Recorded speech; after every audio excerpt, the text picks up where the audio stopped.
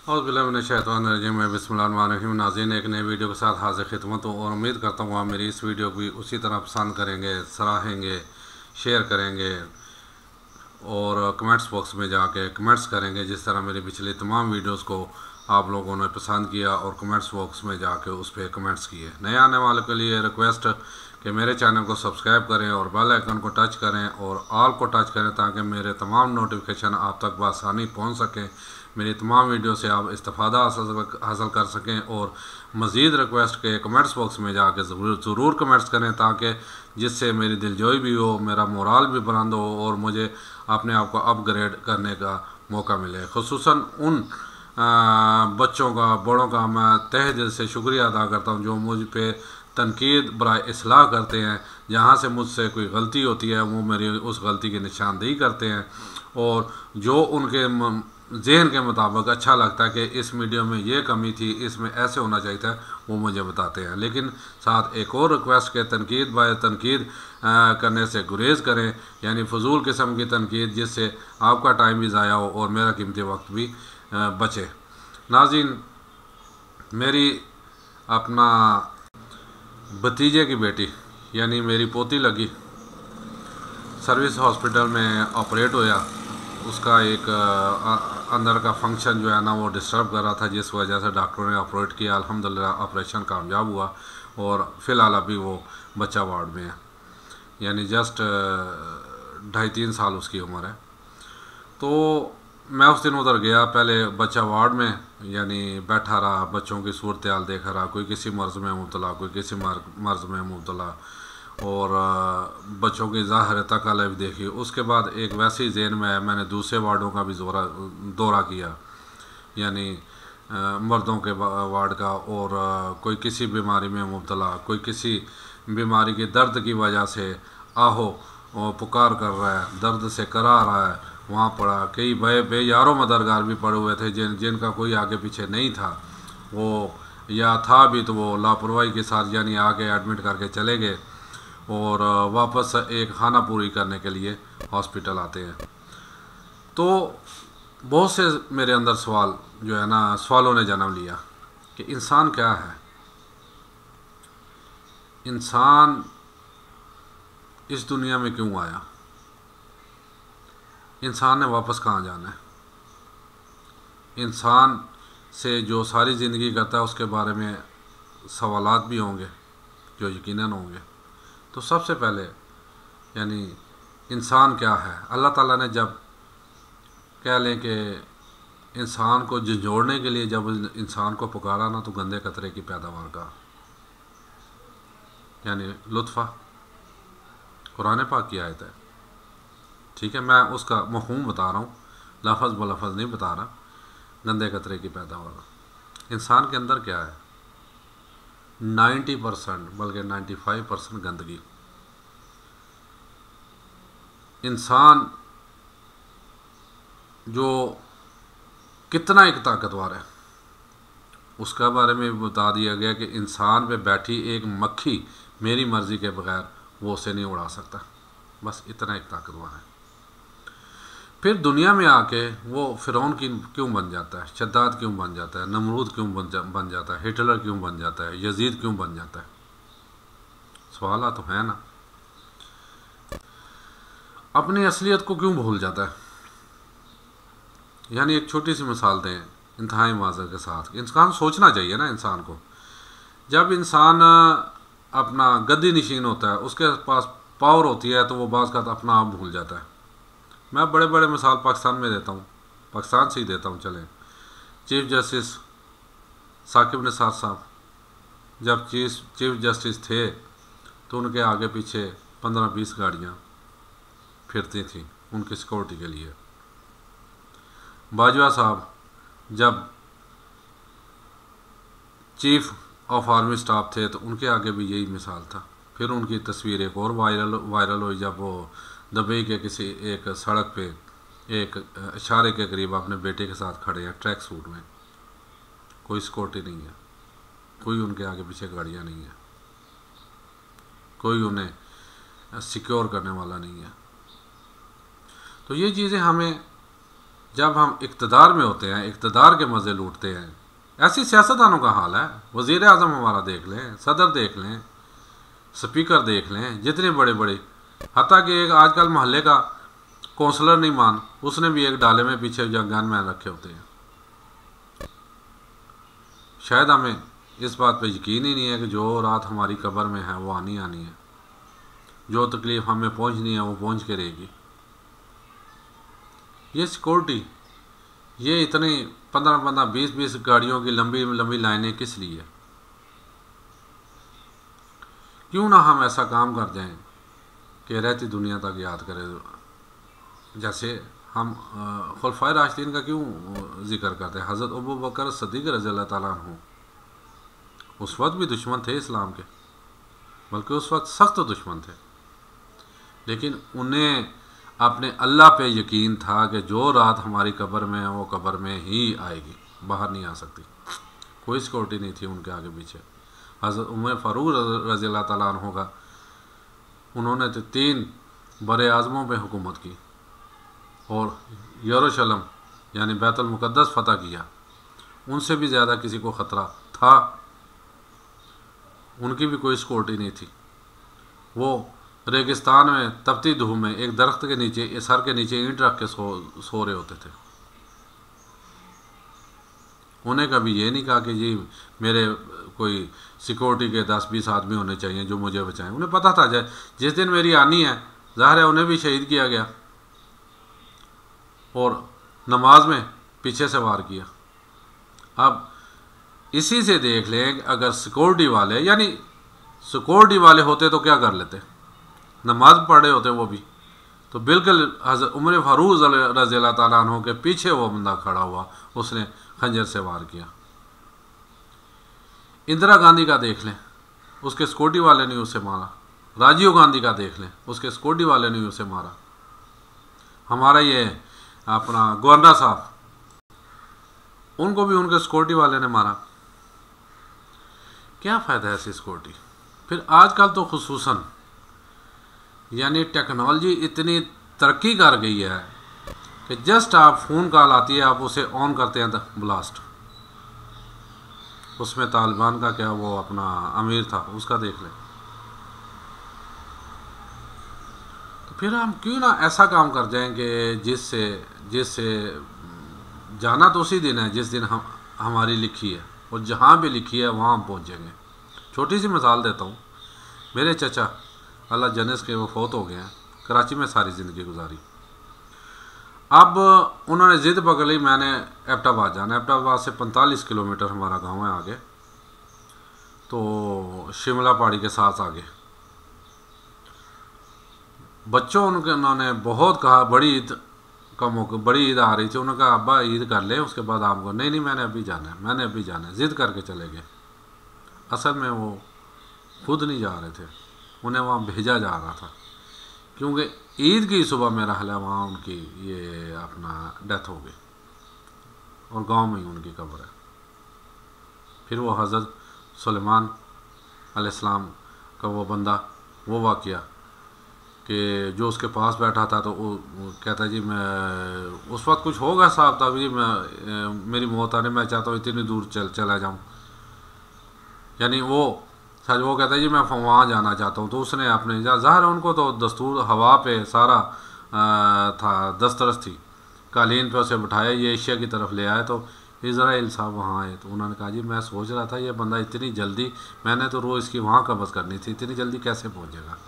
अल्लाह ताला ने बंदोबस्त कर लिया। हमारा एक अज़ीज़ खालाजाद भाई, वो सऊदीया के वीज़ा लग गया, तो 4 उस वक्त बहरी जहाज़ भी चलते थे, हवाई जहाज़, 4 दफ़ा वो गया हवाई जहाज़ की टिकट कटवाने, नहीं कटवा सका। लास्ट आखिर उसने बहरी जहाज़ के ज़रिए सफ़र किया और बहरी जहाज़ पे ही उसकी मौत लिखी थी। उस वक्त ये था, अब तो कोल्ड स्टोरेज है ना, ये पुरानी बात है, यानी कोई 40-45 साल पुरानी बात है। उस वक्त ये था, लाश को उठा के समुद्र में फेंक देते थे और उनकी चीज़ें ला के लवाकिन को वापस कर देते थे, समुद्र में फेंक दिया। ये सारी चीज़ें मेरा बताने का मकसद सिर्फ ये है कि ये है इंसान, ये है इंसान की औकात, जो अपने ऊपर अपने जिस्म पे बैठी मक्खी जो है ना नहीं हटा सकता अगर अल्लाह ताला की ज़ात ना चाहे तो। बाबा कायदे आज़म लास्ट जो पूरा बंदोबस्त किया गया कि अब ये हमारी जान छोड़ दे, क्योंकि पाकिस्तान तो बनवा लिया था उससे, वैन में बैठा, ये उसके डॉक्टर ने भी अपनी किताब में लिखा है, फातिमा जना साहबा ने भी इसकी रिपोर्ट की बाकायदा, क्योंकि डॉक्टर भी वैन में था। फातिमा जना साहब अभी 2-2.5 घंटे जो एयरपोर्ट से चंद फरलांग पे कराची, वो इतनी तपती धूप में, टीबी थी, लास्ट डे थी, वहाँ उसे रखा, कहते हैं उसे कोई होश नहीं था, उसके मुंह में मक्खियाँ जा रही थी, मुंह में घुस रही थी, उसे कोई होश नहीं था, अपने पल्लू से हवा दे रही थी फातिमा जना और मक्खियाँ उड़ा रही थी। ये है इंसान। आप लोगों ने भी कई देखे होंगे कि इंसान चारपाई बैठा हो, चारपाई पे लेटे, वो पखाना भी कर जाता है, पेशाब भी कर जाता है, लेकिन वो नहीं हिल सकता, जैसे फॉलो जो या जैसे। ये है इंसान जनाब। इतनी तमहीद बनाने का मतलब बताने का और कहने का मकसद ये है कि खुदारा हमारा इस टाइम जो चपकलिश है, इस टाइम जो इंतशार है हमारे पाकिस्तान में, मैं हमेशा जो अपना कहता हूँ कि इसे दूर करें, एक पेज पे हो जाएं, एक टेबल पे बैठे। और बात वे मैं हमेशा आजकल आसम मुनीर साहब को कहता हूँ, ठीक है, क्योंकि एक हमारे इंतहाई ताकतवर अदारे के वो चीफ़ हैं, वो कम अज़ कम ये बेरा अपने साथ ले लें, तो इन सियासतदानों को भी, ब्यूरोक्रेट को भी, सबको एक जगह बिठा के इस पाकिस्तान के जो इंतशार है, पाकिस्तान में जो बदनज़मी है, पाकिस्तान की जो इस टाइम अबतरी है, इस टाइम जो इसकी सूरत हाल है, उस पर सेमिनार मुनक़्क़द करवाएँ और इसका हल ढूँढें। और सबसे पहले इसकी मुआशी पॉलिसी बनाएं और उससे भी पहले इलेक्शन अनाउंस करवाएं। इलेक्शन होकर जो भी इलेक्टेड गवर्नमेंट आती है उसके गवर्नमेंट हवाले करें। यकीन माने सारी ज़िंदगी ये कारनामा देखें, यहिया ने बहुत से ऐसे बुरे काम किए, बहुत बुरे काम किए। शराबी था, जानी था, ये तो ऑन रिकॉर्ड बातें हैं जो मैं कर रहा हूँ, अपनी तरफ से नहीं कर रहा। लेकिन उसके दौर में जो उसने इलेक्शन करवाए ना, बिल्कुल फेयर थे, कोई उसमें धांधली नहीं थी, जिसमें वो अपना शेख मुजीबुर रहमान अक्सरियत के साथ जीते। वो अलहदा बात है कि बाद में इक़्तिदार मुंतकिल ना कर सके, जिसके सबब की वजह से फिर बांग्लादेश बना। लेकिन इलेक्शन जो है ना बिल्कुल फेयर करवाए उसने, क्योंकि उसे फिर हुकूमत की कोई गर्ज नहीं थी कि मैं जैसे माशाल्लाह यूँ साहब ने बराए नाम सदाती इंतखाब करवाए, और फेयर होते तो फातिमा जना जीती हुई थी। लेकिन देखें, अयूब बाबा भी चले गए, फातिमा जना भी चले गए, यहिया भी चले गए, अब अपने अपने किए के भुगते रहे हैं सब। अल्लाह ताला सबको माफ़ करे। मैं तो यही कहता हूँ अल्लाह ताला जन्नतुल फिरदौस में जगह अता फरमाए। लेकिन हमें भी कुछ सोचना चाहिए, हमें भी कुछ अगर मेरे पास एक अख्तियारात है ना, उन अख्तियारात का जितना मैं जायज़ इस्तेमाल कर सकूँ मुझे करना चाहिए। जितना पाकिस्तान के फलाह के लिए काम कर सकता हूँ मुझे करना चाहिए, क्योंकि मेरे एक छोटी सी छोटी बुराई का भी हिसाब होगा, छोटी सी छोटी नेकी का भी हिसाब होगा। ये तो अपना सूरत में मौजूद है ना।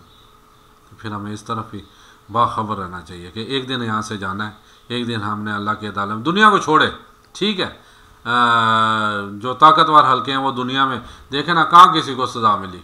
अब चोर हैं कि नहीं है ये तो बाद की मसला है ना, सबको चोर चोर तो एक दूसरे को कह रहे हैं ना। कहाँ मियाँ साहब से कुछ निकलवा लिया, कहाँ जरदारी साहब से कुछ निकलवा लिया, कहाँ ये इमरान साहब से 190 मिलियन पाउंड जो है ना वो 1.9 जो है ना वो निकलवा लेंगे। या तो अपने कानून को इतना ताकतवर करें कि सब कानून के नीचे हो। मैंने आगे एक दफ़ा कहा था कि वैसे मैंने ये नहीं पढ़ा था, लेकिन वो बात थी सच, कि मेरा ख्याल है अमेरिका का जब ये इराक़ पे हमला किया था अमेरिका ने नेटो के ज़रिए, उसका डिफेंस मिनिस्टर मेरा शायद पाकिस्तान में ही था, तो उसके जो नेटो के चीफ ने कोई बात कर दी, उसने यहाँ बैठे बैठे उसे टर्मिनेट कर दिया। आप फारूक को दूसरे को चीफ बना दिया। कानून है ना वहाँ पे, यहाँ पे कानून आपको पता है, कानून तो है, उस पर अमल दरामद कितना है वो आपके सामने है। अब ये जो इंतशार ये अब तरी क्यों है, इसी वजह से है।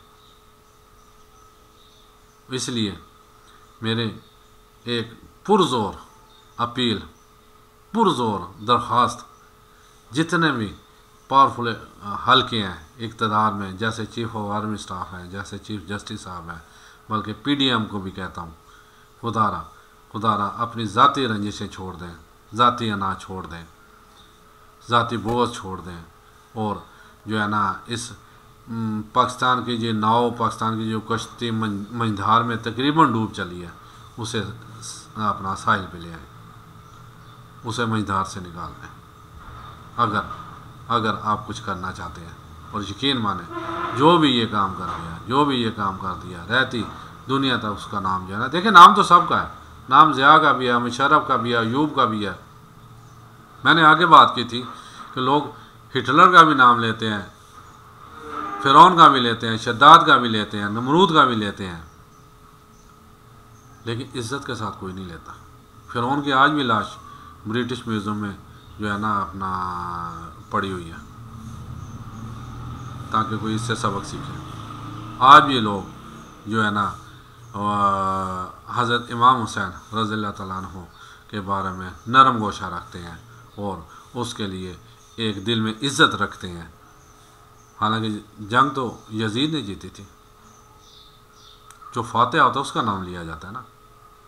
और ये दुनिया इतनी है कि अपना 3 बड़े आज़मों का सिकंदर दी ग्रेट जब मरने लगा तो उसने कहा जी मुझसे पूरी कोई दौलत मुझसे सारी हुकूमत ले ले, सिर्फ मैं अपने घर तक पहुंच जाऊं। उसकी ये शदीद ख्वाहिश थी मैं अपने बच्चों को देख लूं, लेकिन बॉर्डर पे जाकर फौत हो गया।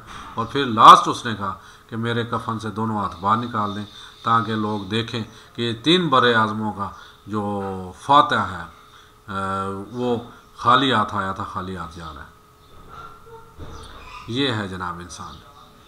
फिर इंसान फ़िरौन क्यों बन जाता है? बड़ी जल्दी बन जाता है। ये ज़रा ज़रूर सोचिएगा, और कम अज़ कम जो मेरी वीडियो देखे कम अज़ कम इस पर एक दफ़ा ज़रूर गौर करे और कोशिश करे कि जितना देखें। ज़रूरी नहीं है कि इस मुल्क के लिए मैं कहूँ जी वज़ीर आज़म, chief of army staff, chief justice या ब्यूरोक्रेट या दूसरे, मैं भी अपने हिस्से का काम कर सकता हूँ। कुछ भी नहीं कर सकता तो कम अज़ कम मैंने आगे भी कहा था कि ये सोचना छोड़ दूँ जी। कई जैसे मैंने सुनी है ये बातें कि पाकिस्तान ने मुझे क्या दिया, बल्कि मैं ये सोचूं कि मैं पाकिस्तान के लिए क्या बेहतर कर सकता हूँ, मैं पाकिस्तान को क्या दे सकता हूँ। पाकिस्तान ने मुझे अपना नाम दे दिया ना, एक आज़ाद मुल्क में पैदा हुआ हूँ, पाकिस्तानी कहलाता हूँ। जहाँ भी चला जाऊँ मेरे कार्ड में पाकिस्तानी लिखा जाएगा। शनाख्त तो दे दी अपनी, अब मुझे चाहिए कि मैं पाकिस्तान के लिए क्या कर सकता हूँ। अगर हम ये सब पॉजिटिव माइंड रख के, पॉजिटिव सोच रख के सोचना शुरू कर दें तो यकीन माने पाकिस्तान दिन दुगनी रात चुगनी तरक्की करे। फिर कोई अमेरिका, कोई इंडिया, कोई इसराइल हमारे आगे कुछ नहीं है। बेसिकली वो जो हर किस्म के हथकंडे हमारे ख़िलाफ़ इस्तेमाल करते हैं, 2 बड़ी वजूहात हैं। एक तो हमारी यूथ जो 60% 18 से 28 साल है, दूसरी उन्हें पता है कि इसमें पूरे इस्लामिक वर्ल्ड में इस टाइम पाकिस्तान जो है वो टक्कर का है, वो टक्कर ले लेता है। मैंने आगे 3-4 दिन पहले वीडियो बनाई थी, वो जो सलाला चेक पोस्ट में बुज़दली के तहत वो मिज़ाइल मार के हमारे 24 जवान शहीद किए थे। मैंने कहा अगर उन्हें ललकार के ये करते तो यकीन माने 2400 भी आ जाते ना, तो वो शहीद होते होते भी 80% उनके बंदों को ले डूबते। लेकिन बुज़दली के तहत उन पर वार किया गया, जैसे हमेशा करते हैं। और ये भी बुज़दलाना ही वार हैं जो कर रहे हैं मीडिया के थ्रू। मीडिया में देखें क्या हो रहा है, जितना कंजरखाना मीडिया में हो रहा है, वो नौजवान नस्ल को उभारा जा रहा है, गलत रवैये पे लगाया जा रहा है। और फिर दूसरा ये करप्शन हमारा इंजेक्ट की जाती है। अब करप्शन जो एक पहले एक मच्छर था, वो हाथी बन गया। तो खुदारा इस बारे में सोचिए, इस बारे में सोचिए। मेरा दिल कर रहा था कि मैं थोड़ा आपसे इंतहाई दिल के बातें करूं, किसी पे उंगली ना उठाऊं, सिर्फ एक मशवरा दूं कि मुसलमान बनो, पाकिस्तानी बनो और पाकिस्तान के वक़ार के लिए काम करो। अपने वकार के लिए काम करो, क्योंकि पाकिस्तान का जितना स्टेटस, जितना मोराल बुलंद होगा, इतना ही आपका स्टेटस और मोराल बुलंद होगा। इजाज़त दीजिए। अस्सलाम वालेकुम वरहमतुल्लाहि व बरकातुहू।